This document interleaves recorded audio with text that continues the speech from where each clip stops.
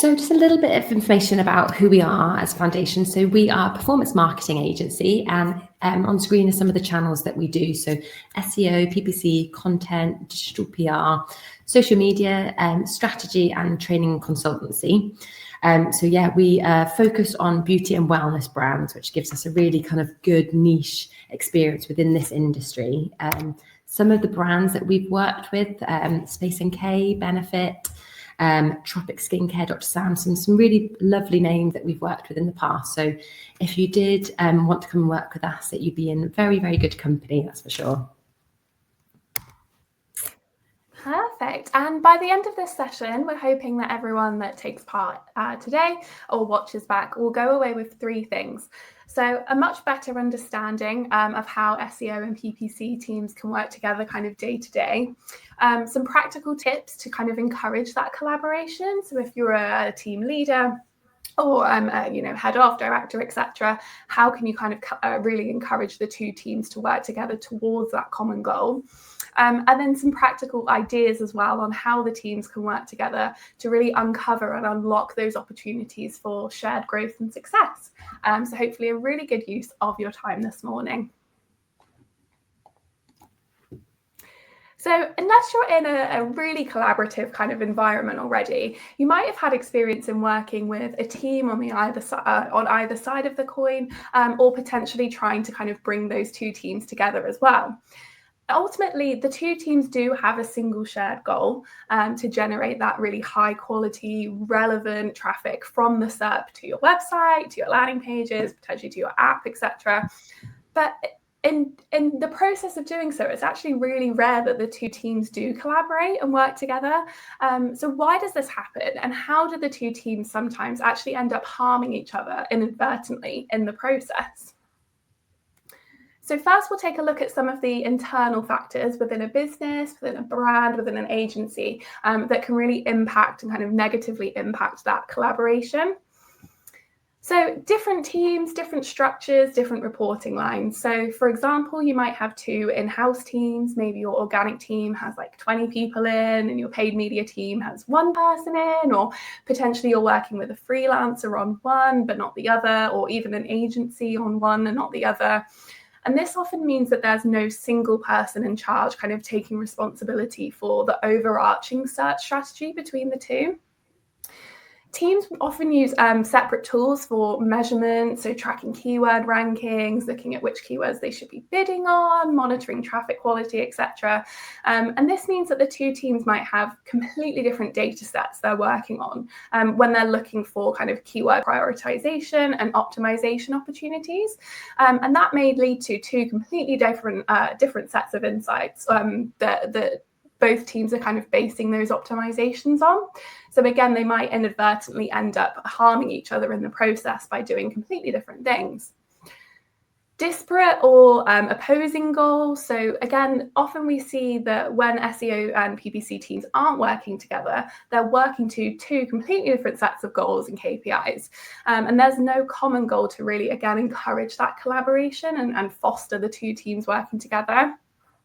And again, sometimes those siloed goals can inadvertently be at the expense of the other team's activity, which can lead to, keyword cannibalization, but also a lot of wasted time, effort, and resources as well. And then simply, it just comes down to practical reasons a lot of the time as well. So, potentially time zones, different team priorities and availability, different SLAs, etc. All of this can lead to a lack of visibility into what the other team are doing, leading to those duplicated efforts. So we'll also look at some kind of external factors, the things that we have a little bit less control over that can affect SEO and PPC teams from collaborating. So as we kind of know, some unique algorithm updates will affect each team differently. Liv's going to speak a little bit more about this on the next slide, so I won't go into too much depth here. Again, that mismatched tool prioritization, not having that single kind of tool, that single measurement strategy, and lack of integration between tools as well. So again, different tools will report in different ways. You'll have different attribution models, etc. And again, that can really differ between PPC and SEO, leading to biases and again, mismatched data between the 2. Sometimes the stakeholders we work with might actually have a background in paid media, PPC or SEO, or may just have kind of a natural bias towards one or the other. I think we found a lot that when a stakeholder has a lot of experience in paid media and are used to seeing the quote unquote immediate, I would never say that, but immediate results from paid media, they often don't have maybe the patience for the kind of activity and the timescales that SEO requires to really generate results. So we find that when a stakeholder has experience in one or the other, it's often tricky to help them see the value of the other activity. And again, in the same vein, that kind of general understanding on how return on investment works. So again, there's the perception that paid media delivers instant results, immediate results, and that immediate return on investment. And again, that can really impact how people view organic activity and how they kind of really see the benefits of generating revenue over the long term as well, in favor of those quicker results. So combining the internal factors and external factors, there are a lot of reasons why the two teams often don't work together. So as Sophie mentioned, algorithm updates can be a real game changer, particularly for SEO, sometimes for the better, but more often, sometimes for the worse. So major updates like Google's helpful content update have really penalized a lot of websites. And a really good example here is Ren Skincare. So you can see from these graphs from SEMrush that they were significantly impacted by the October 2023 core update.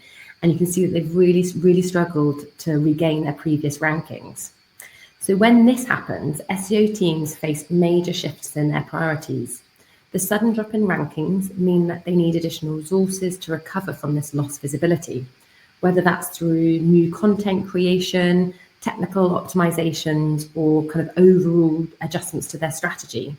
These fluctuations really disrupt ongoing efforts and require brands to act fast.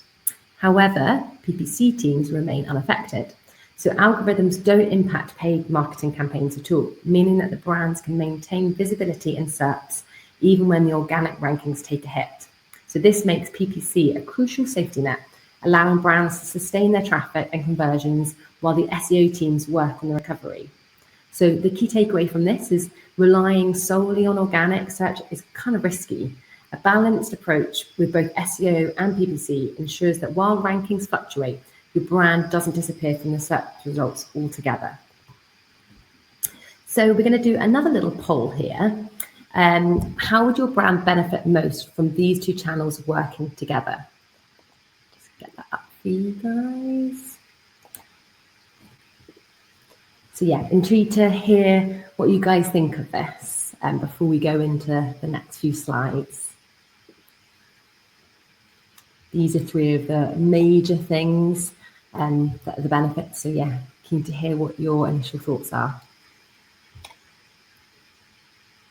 Hopefully everyone should be able to have a little go at it.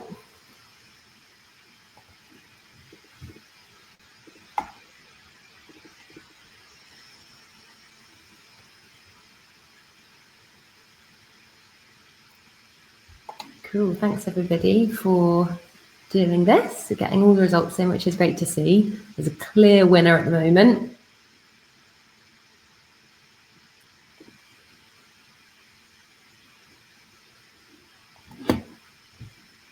Perfect, right, we will end there. So yeah, more revenue is the main winner here, which is great.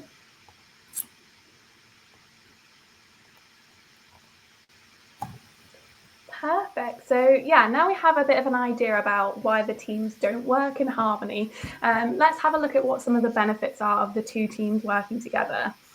So what we're going to look at here are what the benefits of collaboration are for the SEO team, for the PPC team, but also for the businesses we work for and work with, and the end user as well.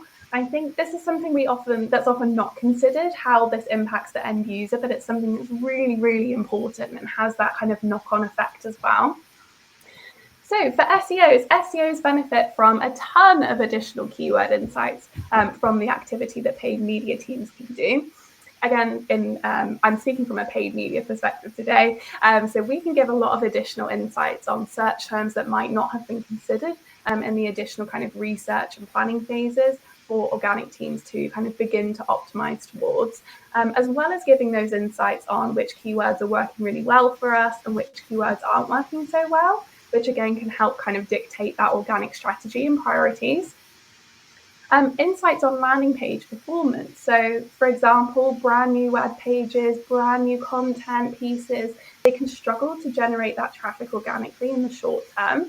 And so SEO teams can leverage PPC teams to kind of drive that traffic volume quite quickly towards those landing pages to generate those learnings and insights and optimizations a bit faster.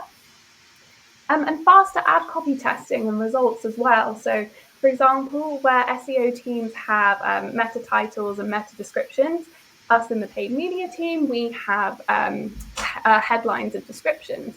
So what we can do is kind of, again, give those insights of what's working really well in terms of click-through rate and engagement, and help influence kind of what organic are doing on their side as well.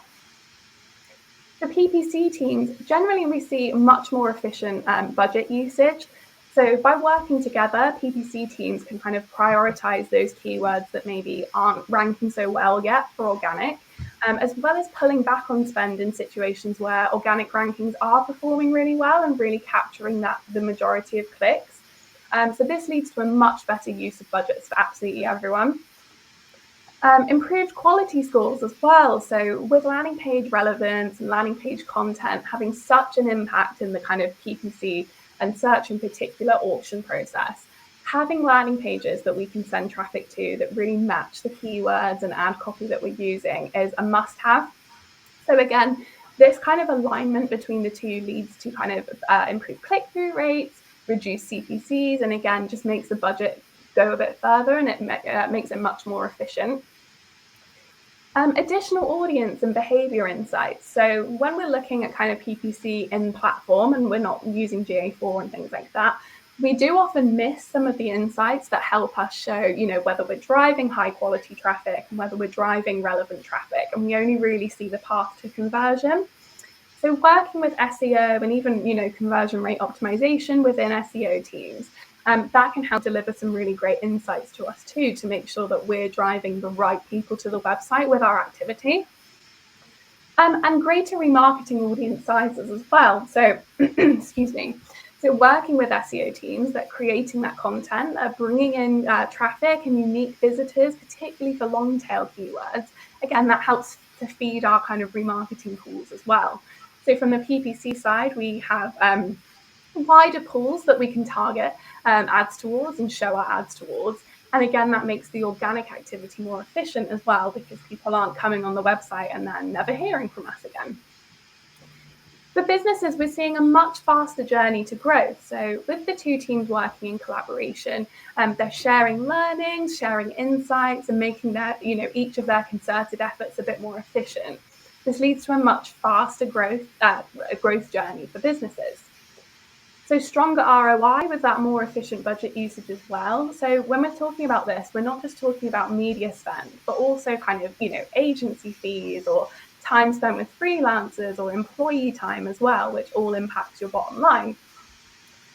You'll notice that we've put a quicker path to conversion in both the business side of the business column and the end user column. So again, those faster learnings, creating that stronger omni-channel experience between, again, PPC and SEO, and those strengthened remarketing efforts all have an impact, again, for the business, but for the end user as well, and making their path to conversion a lot quicker.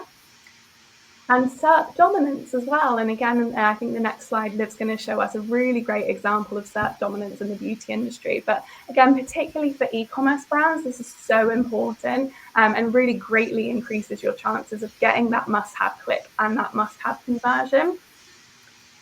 And finally, I kind of touched on omni-channel experience, but where this goes wrong and where this kind of falls flat is that we actually see time and time again in auditing accounts that PPC teams might be inadvertently offering, different promotions, different pricing, different product availability than what's actually on the website at the time. So again, with the two teams working in alignment, that doesn't happen as much. So it's not as much of a risk. So Creating that omni-channel experience, again, both for the business and for the end user, is really, really critical. And it's really key that we make sure that no matter what the touch point is or how an audience discovers or engages with your brand, they have the same user experience and information available to them. And then this also supports with building those stronger and additional trust signals as well, which, as we know, is a really important part of generating those conversions online too. Thank you. So yeah, as Sophie mentioned, here's a really good example of why organic rankings alone aren't always enough to dominate the search results. So this snapshot shows how the ordinary, despite ranking in the top organic position, is still losing visibility to stockists and competitors, which is obviously far from ideal. So even when a brand ranks really well, the resellers and competing brands can still outperform them in paid placements, so taking away any potential customers. So this is where a combined PPC and SEO strategy becomes really critical.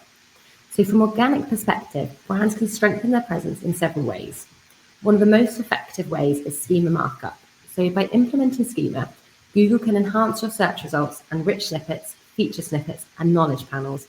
So this means your listing can display star ratings, product details, and even expand your FAQ sections. These elements not only make your listing more visually appealing, but they also take up SERP real estate and improve click-through rates and credibility. But then to truly maximize your visibility, SEO alone isn't enough. So paid strategies are here to bridge the gap, and this is where the PPC teams can step in.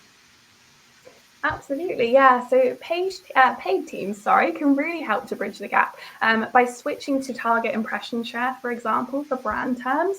So again, instead of looking for maximizing conversions from, those native kind of brand terms, so just the ordinary, for example, we can really begin to optimize towards those top of SERP placements, which is again really helpful and particularly comes into play when we're looking at what stockists are doing and things like that as well. So really great opportunity to help outrank everyone else and make sure that your brand's appearing first. And paid teams can also work to obviously optimize product feeds as well. So we can see here that the ordinary actually aren't appearing for their own products, but other brands and other stockists are actually optimized towards their brand names. We can see the ordinary mentioned in some of the product titles here. So again, really, really key opportunity to make sure that your ads for your brand are appearing first, ideally ahead of stockists if that's part of your strategy. And yeah, just really, really making sure that there is that SERP dominance there. If you're trying to capture that demand, the people coming to your website, it's important to optimize not only, again, organic pages for brand terms, but for your paid strategy and even your product and e-commerce efforts for your brand terms as well. So kind of continuing to touch on the benefits of the teams working together, wanted to give a little bit of an example of where this can often go wrong between the two, despite a brand's best intentions. So generally speaking, SEO and PPC teams will use different tools for keyword planning, and kind of as a side effect of that, there will be different data sets that the two teams are working from. So you might see different results generated, different scores for keyword difficulty, different CPCs, etc. And that might lead to both teams prioritizing completely different keyword clusters and completely different sets of keywords. But again, by working together and sharing the keyword research and creating a combined keyword research and planning list, teams can align on that single list to prioritize and then can kind of say, okay, this is a priority for organic, this is a priority for paid, and what that looks like. And this can also significantly trim down those learning periods too, again, leading to much faster results with concerted efforts from both teams going towards the same priorities and that shared kind of keyword prioritization list. And again, that's something that's really, really critical when we're looking at aligning the two teams and making sure they're working towards that common shared goal.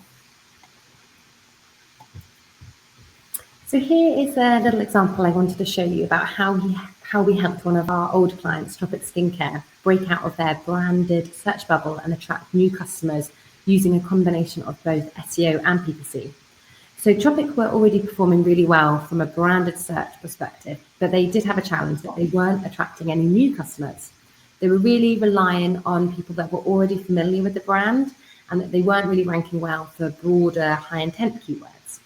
So to solve this, our SEO teams first identified some high traffic but low ranking keywords that had a lot of potential. We used keywords like vegan skincare, organic skincare, and natural makeup, terms that their ideal customers would have been actively searching for.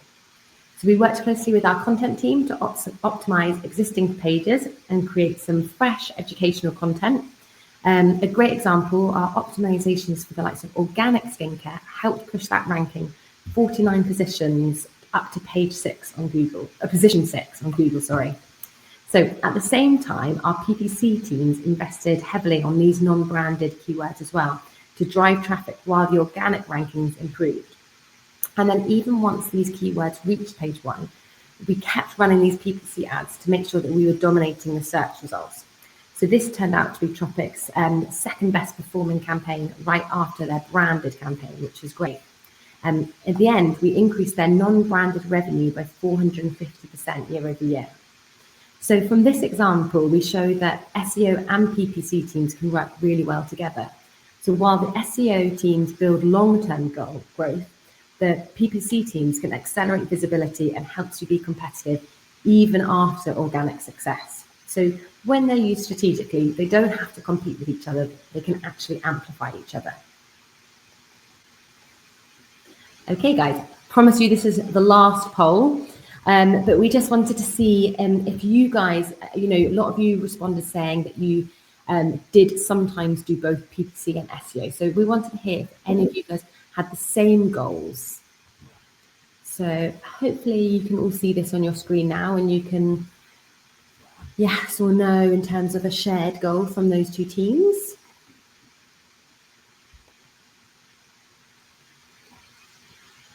Thank you guys, I can see the results coming in, which is great. A few more no's, which is not what we like to see, but hopefully that's why you're attending this webinar. Give you some inspo to go away and collaborate with the teams. Just give you a couple more seconds for those that haven't responded. Oh, we've had a few more yeses, which is good to see. Cool. All right, we'll end there. Perfect. Thanks, everybody. So in the end, we had a 50-50 split there of people saying yes and no. Perfect. So yeah, now we know kind of some of the drawbacks of the two teams not collaborating and how this impacts your businesses.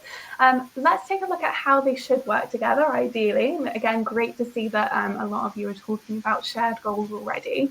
And let's take a look at how they should work together going forward.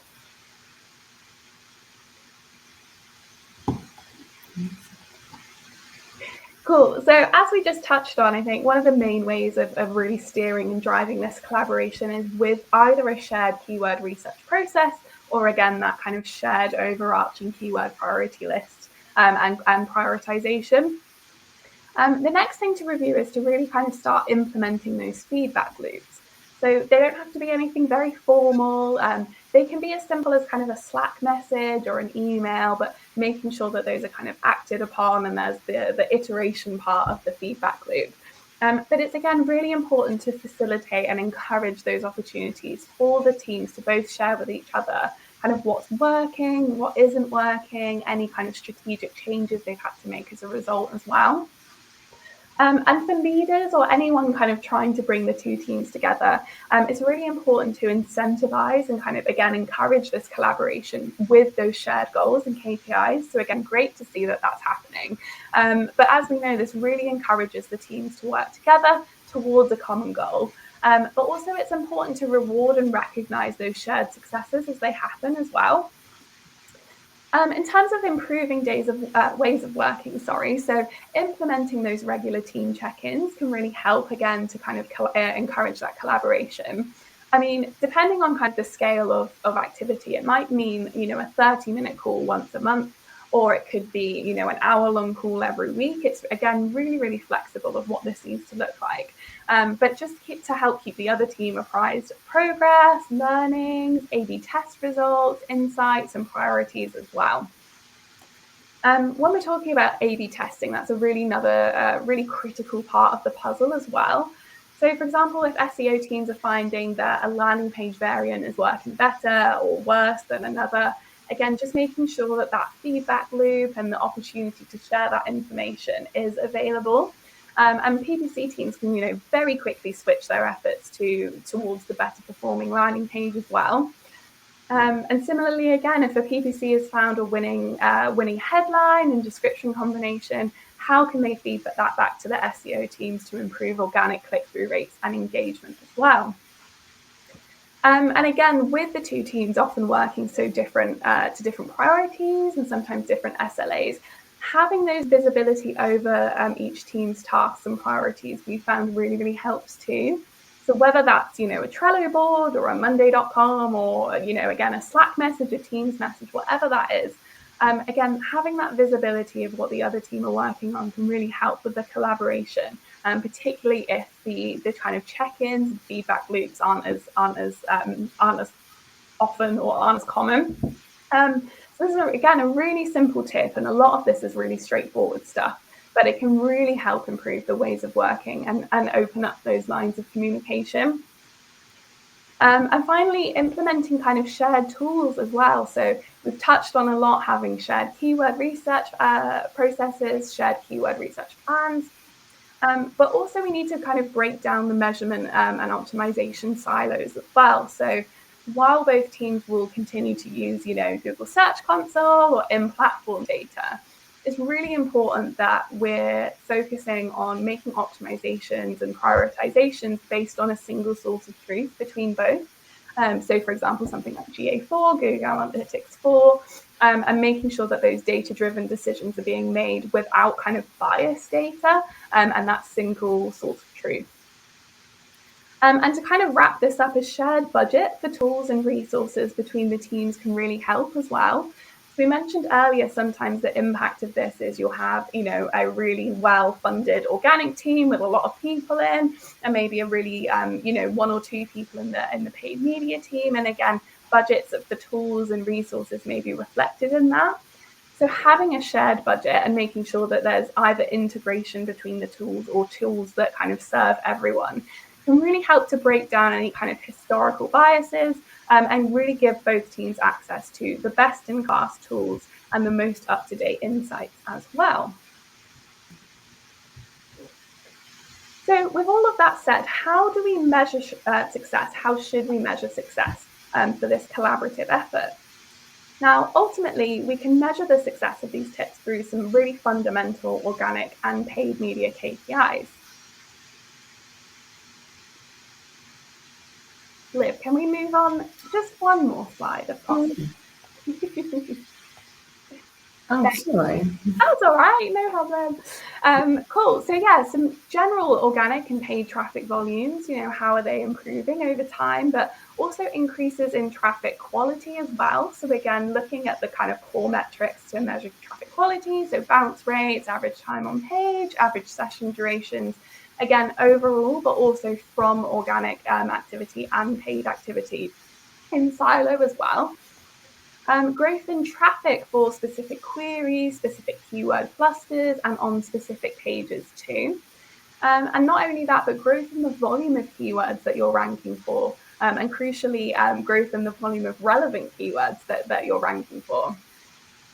The performance and popularity of new pages or content created for organic, if it's been identified as something that's needed by paid media teams. So for example, if we see search ads and some certain keywords having a really strong click-through rate, but there's no website content to kind of back it up or support that journey, and a new page is created to address that, how does that change over time and what does that look like?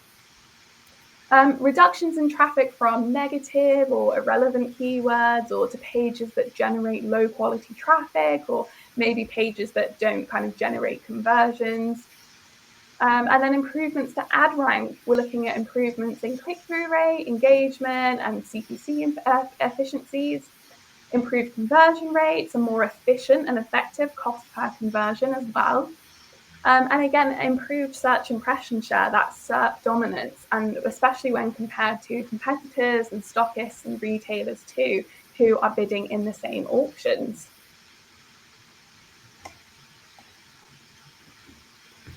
Okay, so here's another good example of how we have leveraged both PPC and SEO to drive significant growth, both in-store and online, for one of our old clients' benefit while we worked with them for 5 years. Our challenge was clear. It was to increase brand awareness and return on investment through both organic and PPC. And we had a key focus on boosting footfall and driving traffic to their brow bars. So to tackle this, we ran a local SEO campaign to ensure their store information was accurate and fully optimized in Google's local search results. So this meant that we were managing citations, claiming and optimizing their business listing, and overall improving their local discoverability. At the same time, we launched some hyper-targeted PPC campaigns to drive localized traffic, ensuring that the customers searching for nearby brow services were directed straight to that benefit location. So by leveraging both organic and paid strategies together, we saw an incredible result in a really short period of time. We saw increases to their online revenue, to their store footfall, and we saw increases to Google Map views and even in-store sales growth, as reported by their sales managers nationwide. So this really proved that SEO and PPC are strongest when they work together, especially for brands that have both online and physical retail goals. Okay, so in terms of your next steps, how do you ensure that your SEO and PPC teams are working together effectively? We'd recommend begin by auditing your current workflow, assessing how your teams are currently collaborating, how are they communicating, how are they sharing insights and aligning on the goals. Before implementing any changes, it's really crucial to understand what's working and where there are any gaps. Then, once this audit is complete, create a structured plan to bridge communication gaps and enhance that collaboration. So the key here really is alignment, so ensuring that both your teams are working together towards the same goals. For an example, with Benefit, each team was focused on one single objective, and that was driving traffic to brow bars. The plan only really works if everyone is on board, so share it all with relevant teams, encourage an open discussion, and be flexible enough to make adjustments where needed. Transparency and continuous feedback are critical for a really smooth execution.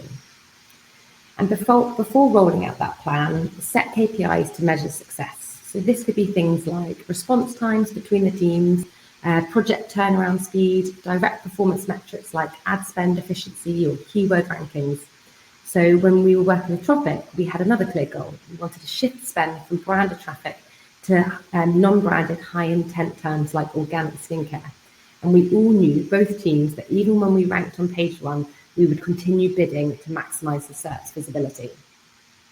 Finally, this isn't a one-and-done process. So to make sure that performance is always an ongoing effort, so encourage regular check-ins, data reviews, refinements to ensure that the teams are aligned and continue to drive better results. So the collaboration between the teams isn't just about efficiency. It's really about maximizing the impact. So when the SEO and PPC teams are aligned, your brand will see stronger visibility, better performance, and overall they'll see long-term growth. Cool. So we have one final example for you here. Let's look at the perfect example is with Beauty Pie. So Beauty Pie has really mastered the art of dominating search. So you can see on the organic side, they're performing exceptionally well with the likes of knowledge panels, site links, strong visibility across search terms. They've built credibility and trust, which naturally supports their organic performance. But what sets them apart, particularly from the likes of The Ordinary, is that they are target brand bidding and they're using their campaigns to show a diverse range of products, making sure that they're really owning the whole search page. There's also a pretty interesting theory that brands that appear multiple times across organic and paid are more likely to experience stronger click-through rates. So there's actually not a lot of data to back this up, but we do think that this is a really good example to show that when you dominate the search, it really works, ticking all the boxes for the organic features while also ensuring exclusive visibility in shopping. You can outbid your competitors. So with this combination of organic and paid efforts, it's clear that Beauty Pie are winning this search game. So surely they must be generating some pretty impressive results too. Okay, so that wraps it up, everybody. We've got a little bit of time for some questions, if anybody has any. We'd also really love to hear any real life kind of examples of what you're experiencing and any challenges that you're facing. So we'll keep the webinar running for a couple of minutes. So yeah, please fire across any questions if you have them, and we'll open up the chat box now. But if not, thank you very much for joining. Okay, cool. I can see we have a question here from Elle. I work in PPC, but my SEO teams don't like it when we bid on branded terms, so struggle to get them on board with this. How can I convince them that this is a good idea? Interesting, brand bidding. Sophie, do you want to please? Yeah, this is such a good question, and is one of the main things that comes up when we talk about kind of PPC and SEO alignment. It's difficult, and honestly, you can kind of argue it for it either way. So instead of I'm giving a typical "it depends" answer, because unfortunately it does. When we see that competitors, and again, that might include stockists and retailers, are bidding on brand terms, again, it depends on the structure of your business, right? Some beauty businesses prefer to kind of send traffic to stockists and retailers, whereas others prefer to have people purchase on their own websites. So again, that really, really does depend. I think in the majority of cases, it makes sense to bid on your own brand terms when a quote unquote competitor is kind of bidding on your brand terms as well. I think if you're ranking really well organically, there's an argument that you maybe don't need PPC to kind of bid on your brand terms as well, particularly if there isn't that kind of competitor aspect to it. But ultimately, it really does depend. I think, Liv, you just spoke about SERP dominance, which is something really, really important. So I think having, if we can kind of create SERP dominance between the two, that's usually my preference, honestly.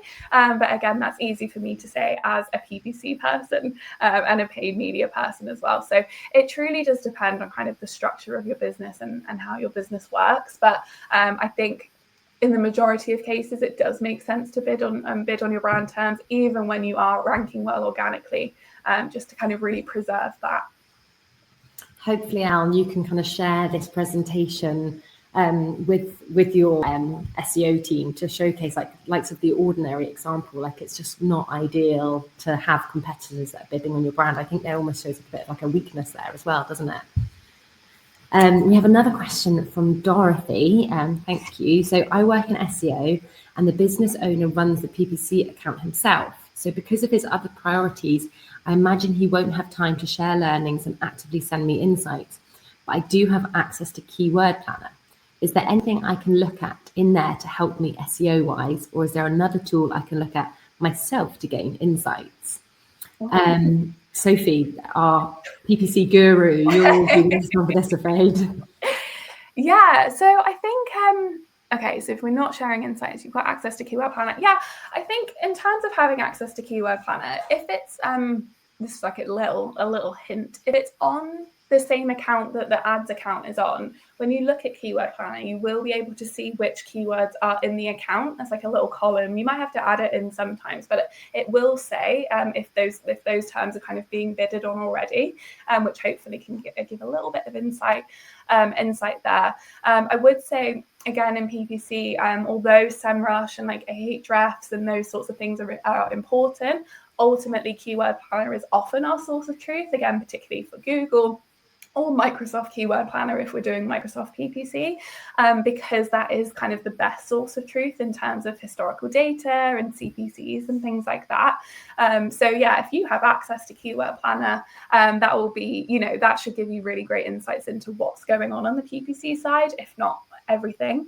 Ideally, in the spirit of collaboration, you would have, again, that feedback loop in terms of A/B testing and any insights and any ad copy that really is or really isn't working, or again, those keywords that maybe don't have the backing of the landing pages that they need. But ultimately, I think, Keyword Planner is probably your best bet. So Google Keyword Planner for Google, and then Microsoft Keyword Planner for Microsoft. And hopefully your boss would really appreciate you going to him asking for some support with some particular keywords that you're trying to improve organically, and like saying like strategically, I'd really love if you could bid on this keyword as well, which will help an organic perspective as well. So it's not just necessarily you depending on him, but him depending on you as well. Dorothy's got another one, Sophie. In terms of automating sharing things from an SEO side, is keyword data the most useful for PPC teams? So Dorothy sends reports via Looker Studio, but she's hoping I can send automated keyword insights as well. Nice, I like that.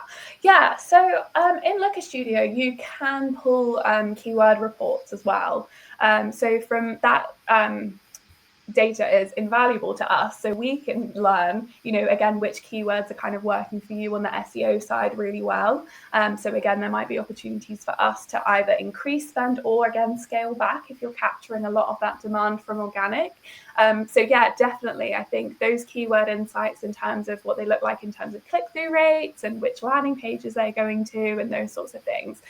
Even just having that is like a huge win, and again, really insightful and impactful for us as paid media and PPC teams to leverage too. So absolutely, again, I think the more data the better, but keywords in particular are kind of like the gold dust and really the gold mine in the center of this kind of collaborative strategy for sure. Nice. Thanks, Sophie, and thanks, Dorothy. Amazing. Well, I hope we can help. Okay, well, if we don't have any more questions, we'll finish this. We'll finish the webinar now, but I'll be reaching out to everyone that's attended, and I'll share the link. And if you have any questions about anything that we've spoken about or any of the other channels that I mentioned at the beginning of the webinar, yeah, we'd love to help you. So yeah, please don't be afraid to get in touch. But yeah, thanks everybody for joining.